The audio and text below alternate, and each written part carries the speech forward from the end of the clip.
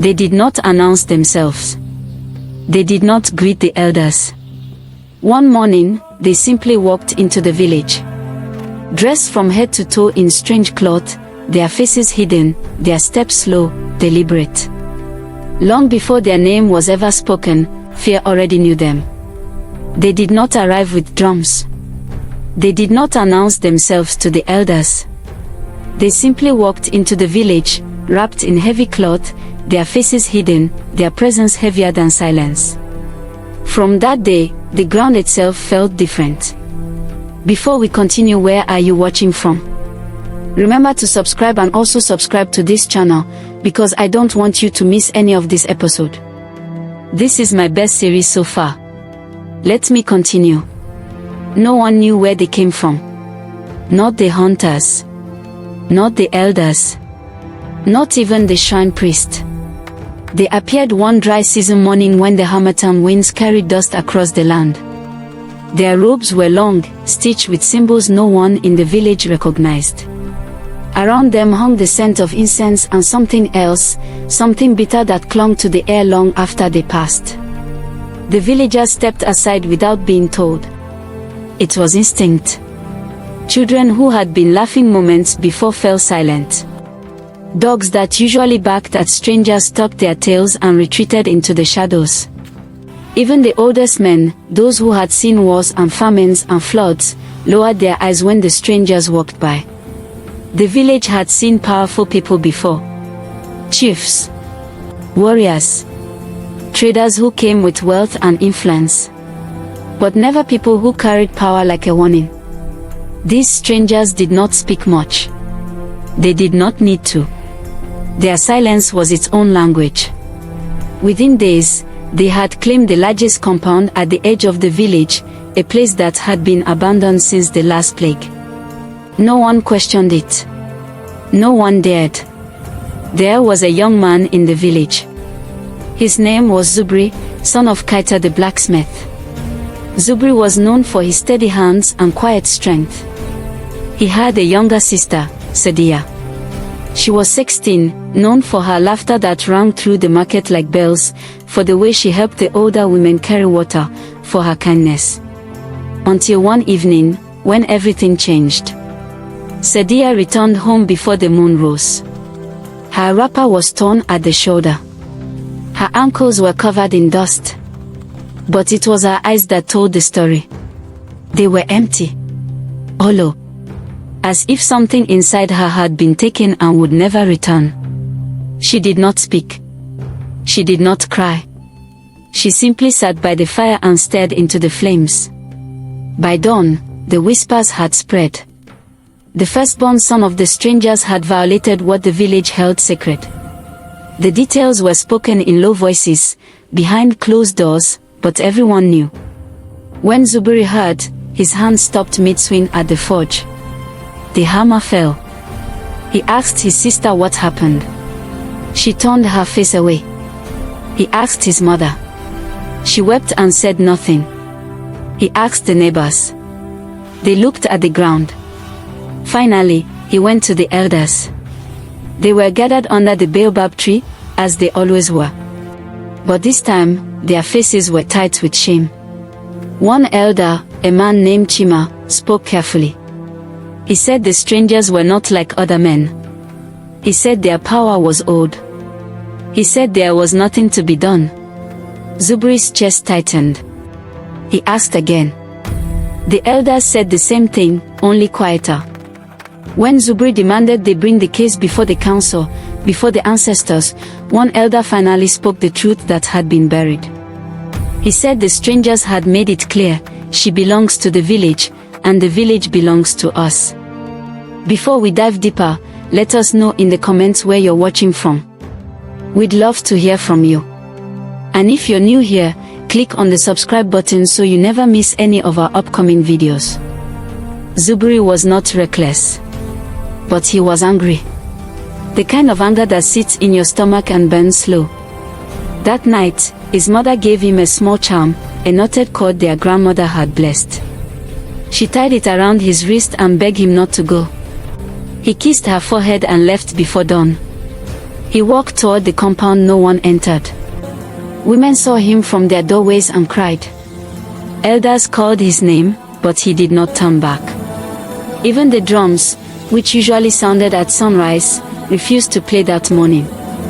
Zubri stood outside the compound and shouted. He shouted their crime. He shouted his sister's name. He shouted for justice, for accountability, for something that resembled honor. His voice echoed across the village. People heard it from their homes. Mothers clutched their children.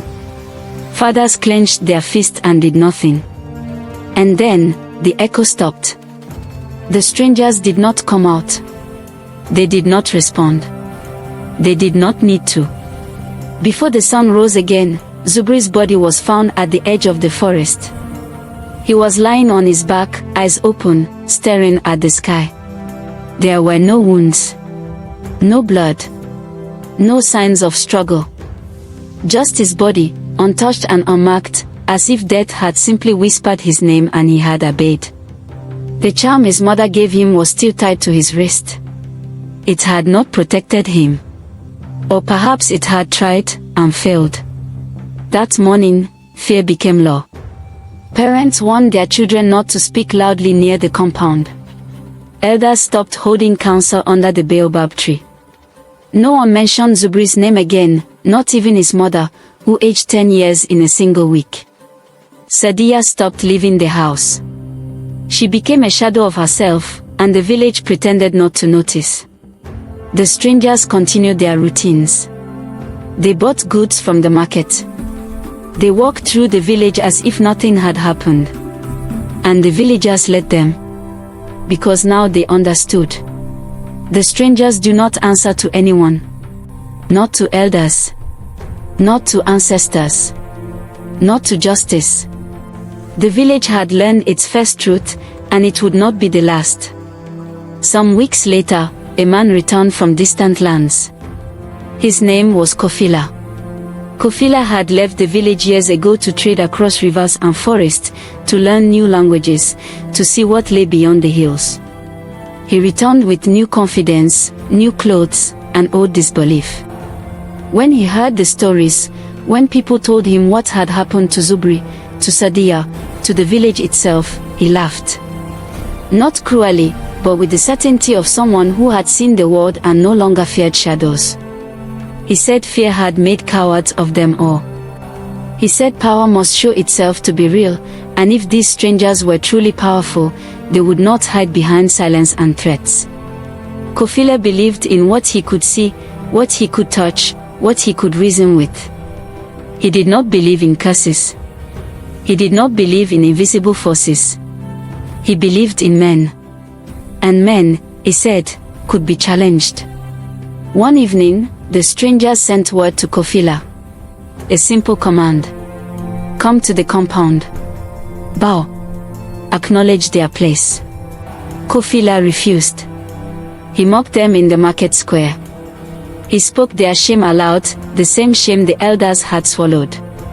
He said if they wanted respect, they should earn it like men, not demons. That night, something unseen followed him.